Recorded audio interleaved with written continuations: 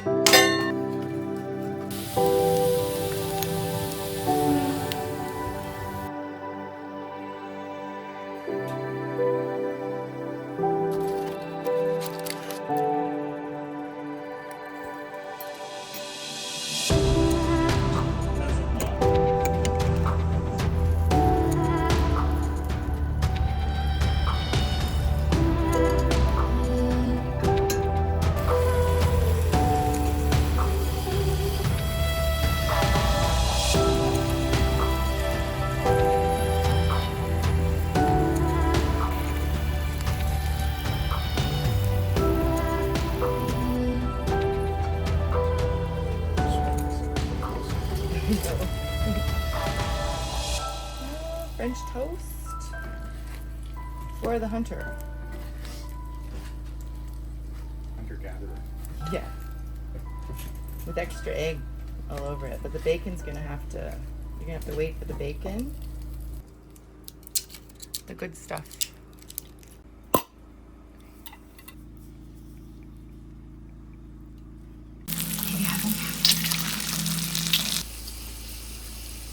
His plan, and then when everyone stops to take a breath.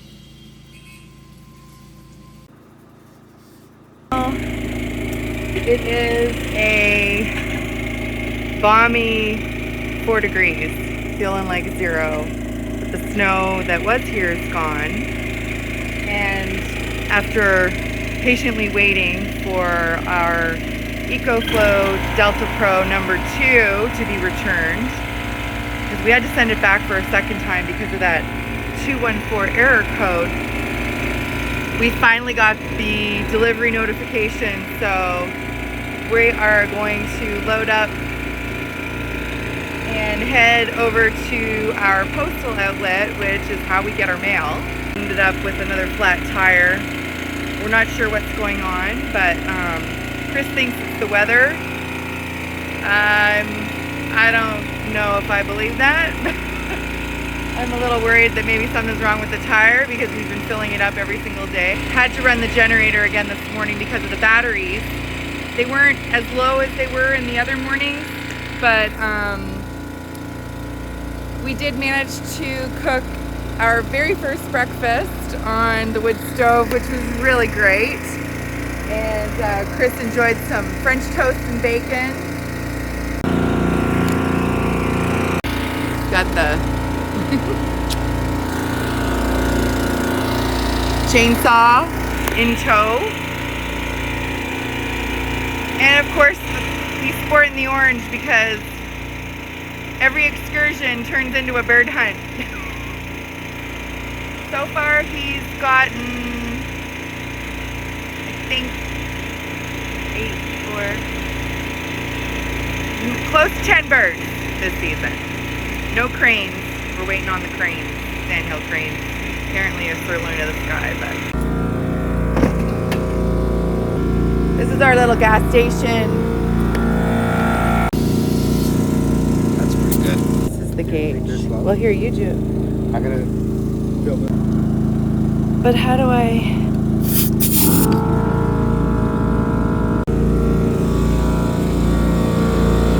I don't know if I can do it here.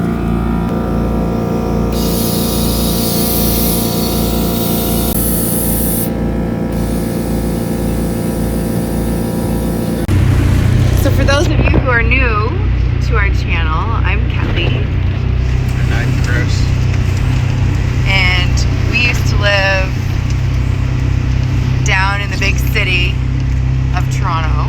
Big smoke. The big smoke. Chris works for the city. City cop. City cop. That's what that young game warden. When we were in Algonquin Park and we didn't see a boundary sign, the game warden said to him, "Oh, you're a city cop." Going off grid has allowed us to be mortgage free and utilities free. We couldn't do this if we didn't sell the house. That's right. Spending so much money on utilities. Yeah. Gas, hydro, Yeah. water, taxes. Yeah. Then you go to the grocery store and the shelves are empty. Yeah. Learning how to do things for ourselves means we don't rely on anybody else, because I've experienced the power going down in the city and you have to wait, or the gas, or any type of emergency, and relying on somebody else means you have to wait. So little things like taking care of the electrical ourselves. The generator's a great backup to have. Oh yeah. Yeah. That's our second generator. Yeah. No complaints about Champion. We haven't made it to the elite status that some off-gridders, I think, have like 4 or 5, upwards 7 generators. But we're, I'm sure we will add like a bigger, like I'd like to have one that is big enough that would kick in. I don't even know how that would work. We're on a small system. You still need a generator though, even with what we have. So we make it work. Oh, is that a bush chicken? Yep. Oh, we got a bush chicken. The crow's chirping you. Yep. Or the raven. Let me see. And that's why we left the city. Because we can just ride down the trail and go to the post office and Get a chicken. shoot birds. Get a bush chicken. It's like this is our grocery store. Exactly. I mean, obviously we don't have everything to be self-sufficient yet. No, we're learning along the way, right? Yeah. Like, Yeah. as And in- why do I need to get my license if you're such a good shot?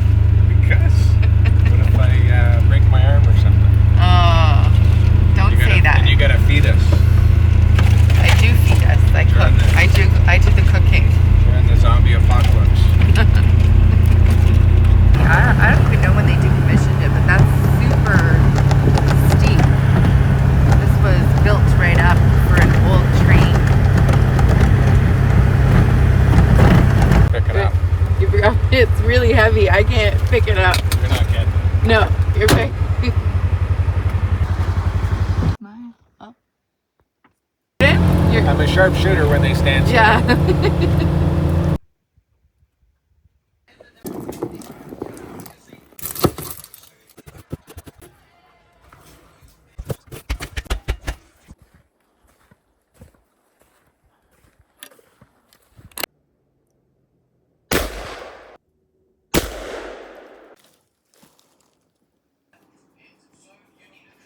How do you see that back end looking when their full roster is named? Difficult decisions to make one between half now of the and breast. December 2nd. And then. So 3 at least. I think this is from the other. This is the 4. I think. 4 of them. Oh. I think there's 4.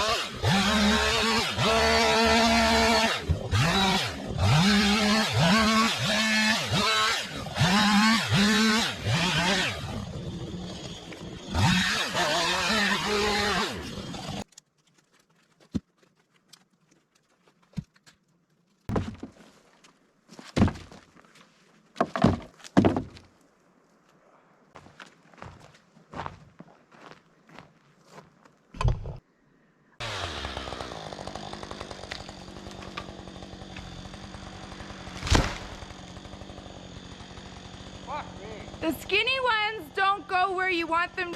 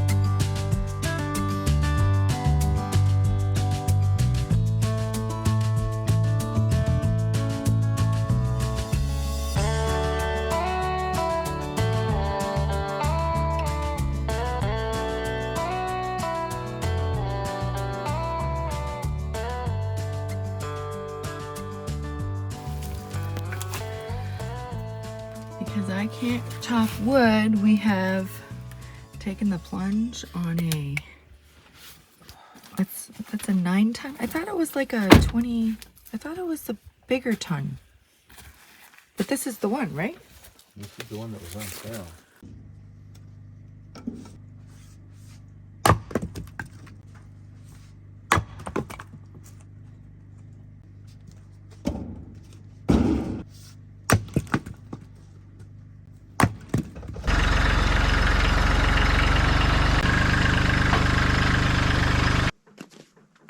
Well, hello everyone. Chris here. We are opening up. Get myself in the shot here. Don't know what I'm doing. We are opening up this log splitter. So my beautiful wife will be able to split logs on her own.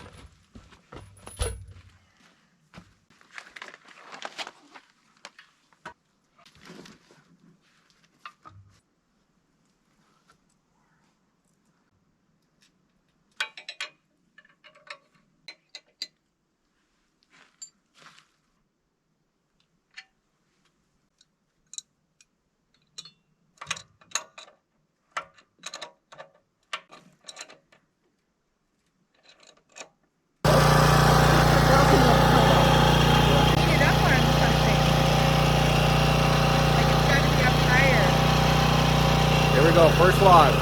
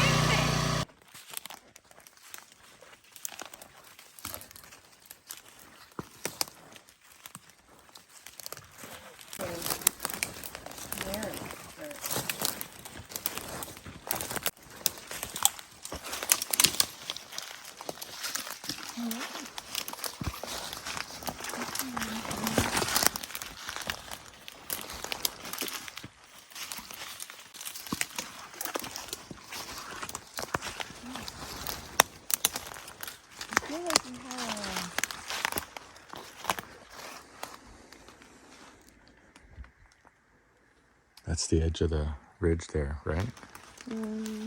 Goes down over there.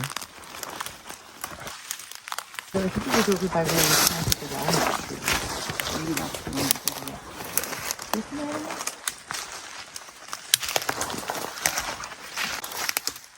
Drops off here. All the trees falling down there. Yeah.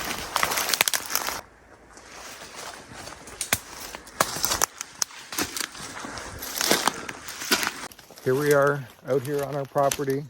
In the middle of nowhere. In the middle of nowhere, bushwhacking, looking for a spot to put another trail cam up. A beautiful November day. I think that's, look, there and there, that's animal. It's moose coming up through here, I think. Or me. Or me.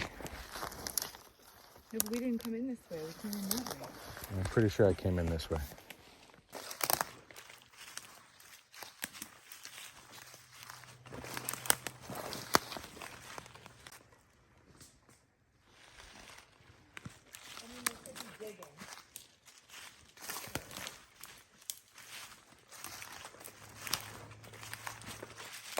Is this where we found the oyster mushrooms? Down here? Down that path. Oh, Like going that way down to the water. yeah. But this was, there's a curve down there. Like all of this would be, like we want to clear it. Look at the, like how dense this stuff is, right? Mm-hmm. But we have a marker.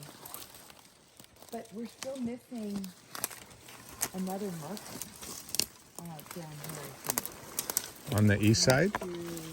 Yeah, we're missing. We haven't found like 6 markers. See, look at this is all. This is all good browsing for moose. This looks like some animals just come in because they come down. Yeah. I think there was a spot that we found on that the ridge.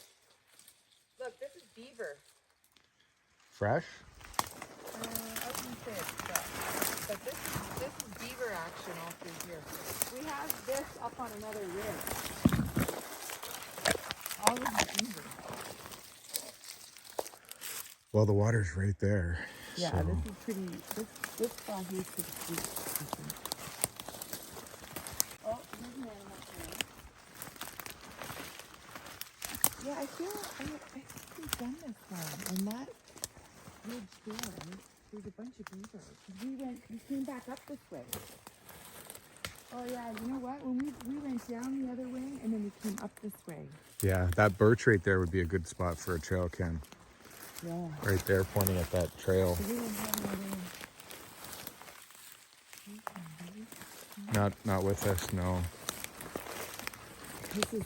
Big high point, eh? This is an animal.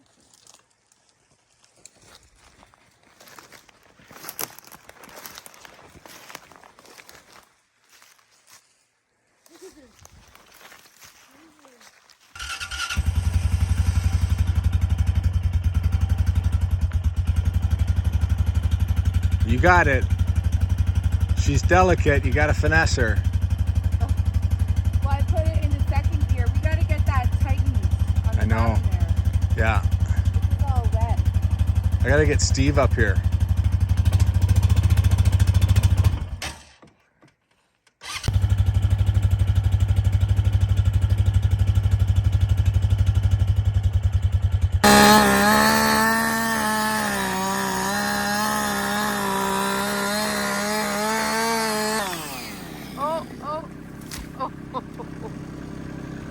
Oh, I love that balsam, but we got more. So beautiful, but we need the sun.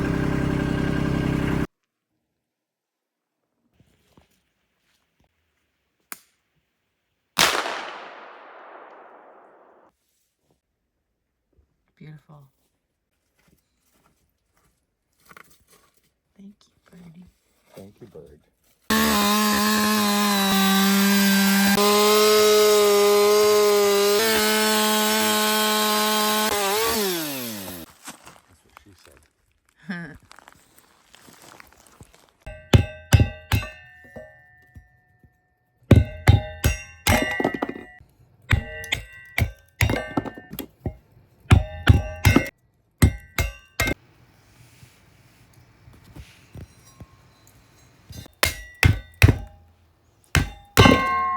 We've actually had this for several years, and it is my absolute favorite tool for cutting kindling. And I sit in front of the fire and cut kindling. Super fast. I don't even know where we got. I don't even know where you buy it, because we got it with this cabin on the lake.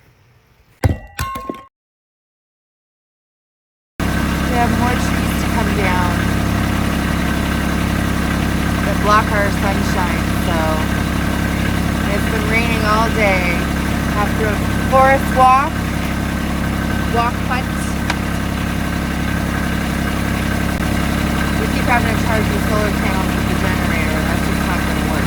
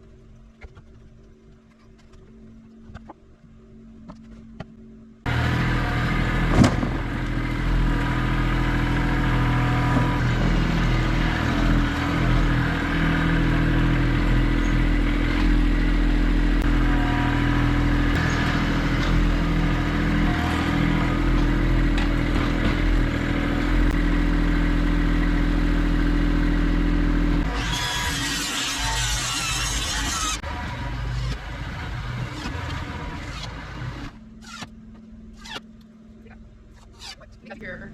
Yeah, good for the fire. Campfire.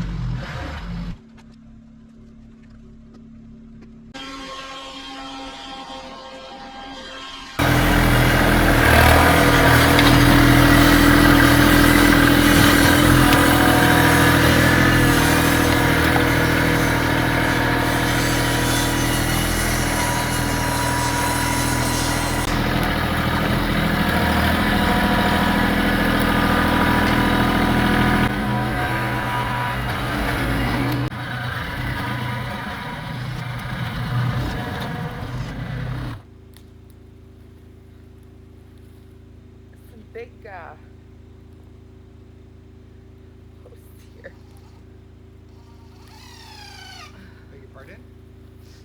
Some big trees here. Yeah. From Campfire.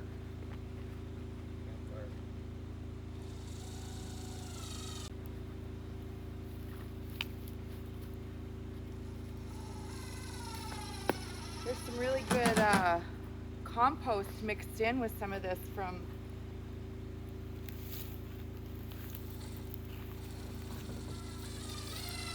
cleaning up some of this area.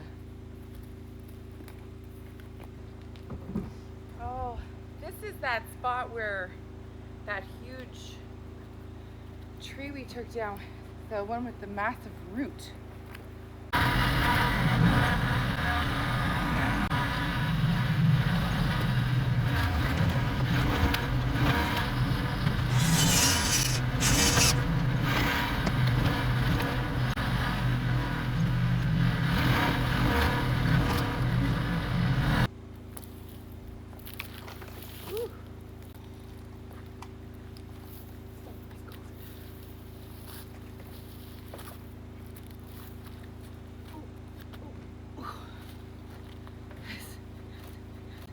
It's not light.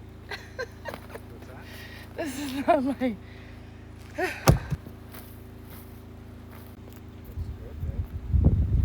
In there, right? Woodland workout. You can't tell, but it's flat-ish more. Chris is been working for days on getting some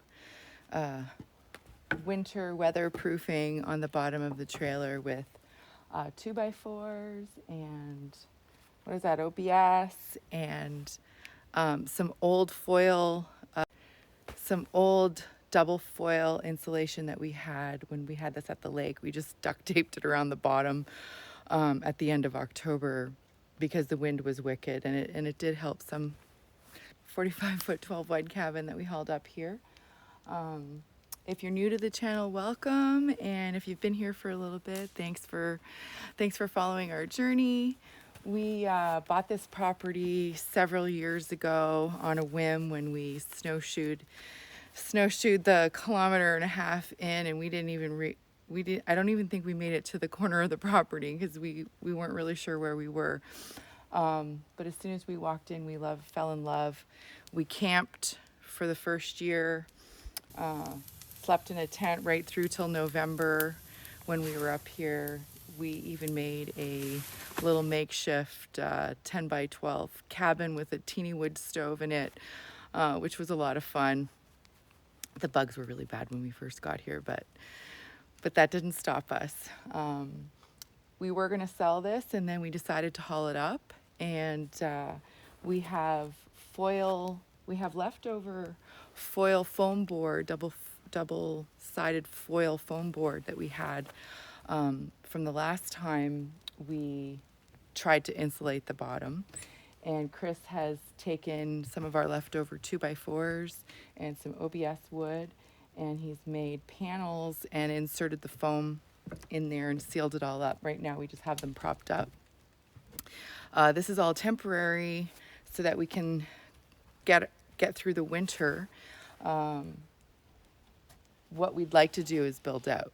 And one of the projects that we hope the weather holds up for us will be making a mud room, because there's really not a lot of room in there. So when you move your life into something that's 500 square feet and you have a lot of outdoor gear, outdoor clothes, you really don't have room for very much. And we've been tracking mud and sand and everything else in. And I just finished leveling some of the ground out here because we're going to do we plan to make a wood storage, kind of like a wood shed. Really, the planning part is more difficult than trying to decide what's going to go where. So you have to have kind of a little bit of a plan going forward, but we're pretty flexible in our planning. Right now, all the wood and the new wood splitter, which Chris got me because I just can't chop the damn wood because they're not strong enough, or I don't know. I can't chop wood. Oh, it's gonna save my back too. And yeah, both of our backs. We're not young anymore. We're like 52. And Chris just had a birthday, and we decided that we are going to get ourselves a service hunting dog. So we are on the list, and we are super excited for our baby Moose. And that was his surprise Chesapeake Bay Retriever. Yeah. We want a service animal for Chris. That's also dual purpose for hunting. So we're super excited about that. And if you're interested in that breed, drop us a comment if you know anything about Chesapeake Bay Retrievers. We've done a lot of research over the years. We've been waiting and waiting and waiting till our kids were grown up, and we were doing this venture by ourselves. And we are super, super excited for Moose. That is the name of our baby boy. Probably spring. So that's our exciting news. But one of the things that, if you have been following the channel for a little bit, and anyone who knows me in real life knows that I have been vermicomposting in the city for years. For about 4 years, I had a bin for my worms, and my worms died. The first year we were up here, we brought all of the gold, the black gold for the garden, and I left them out, and they died in the cold. What I started was this baby here, which is a worm condo. What I have found with this worm condo, if you leave it outside, it will fill with water. It is not designed for being outside, and I have emptied the bottom a couple times. I just emptied the bottom into the garden. It was filled with vermicomposting tea. There were a few worms in here. I've done that a couple times. Some of them were alive, and they're in where the potatoes used to be. But I wanted to show you that even with the cold temps, I did have some of our leftover styrofoam around them. They've been sitting in the Shelter Logic. I know in the US they don't really do a lot of composting. We have green composting in Canada, and I figured, you know what? I'm giving all that to the city. Why not do it for ourselves? So this here is all black worm castings, some of the leftover from the previous seasons, and I used that in the garden. I didn't really do very much, and we got quite a bit of potatoes. It was mixed in with several of the things we planted. The zucchinis were our biggest surprise for me, because we were so busy doing other things that I just couldn't focus on the garden. You can actually see that the worms have had babies. So these are babies right now because of the cold. Usually what happens is they will make a ton of cocoons. So these are all baby red wigglers. We're going to keep this one inside. If you want to make one, they're really easy. I never had an issue in the house. You just drill holes all the way around in a Rubbermaid. I think this is Rubbermaid, or one of the durable black. So there's no light gets inside. The worms like it nice and dark, and I'm going to keep it at the back of the cabin where it's nice and cool. So this is the layer where you put your food, and then underneath this, the worms migrate up towards the food, and then but this is their home down there. You can see the bottom, and the worms go up through these holes where you put the food, because worms actually like it when the food starts to decompose. That's how it works. You can see we have some, look at all the babies in here. Lots of babies. And these guys migrated up. So they will migrate up, and then they also go back down into their bedding. But you can see that they have huddled into the center because it's been cold, but there's a lot of beautiful healthy worms. I am not going to make the same mistake. And I just got these guys. Look at that.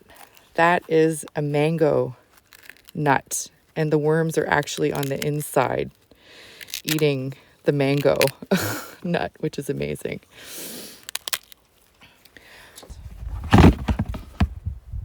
And get as many of them as I can.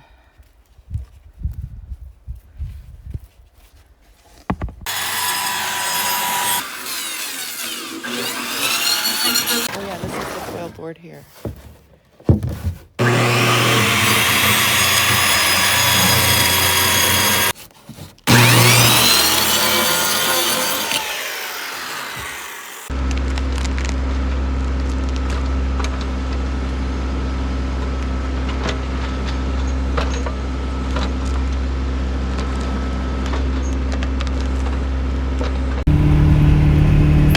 Know that we've been playing in the outdoors for most of our life. Chris hunted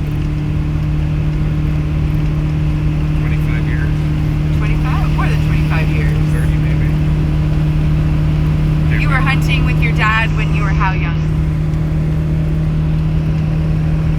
16, 17 maybe. So over 30 years. Yeah.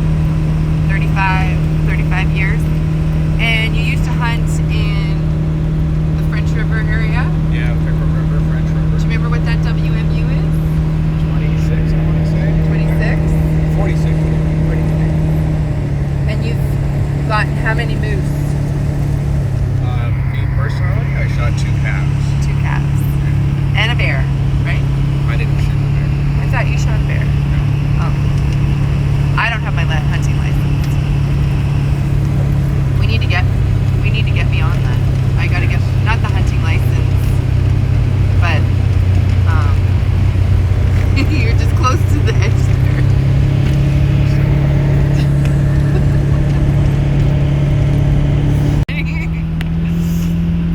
It's taken me a while to get him on camera, so you know. Right. And when we looked for property, what did I ask you? Do you remember?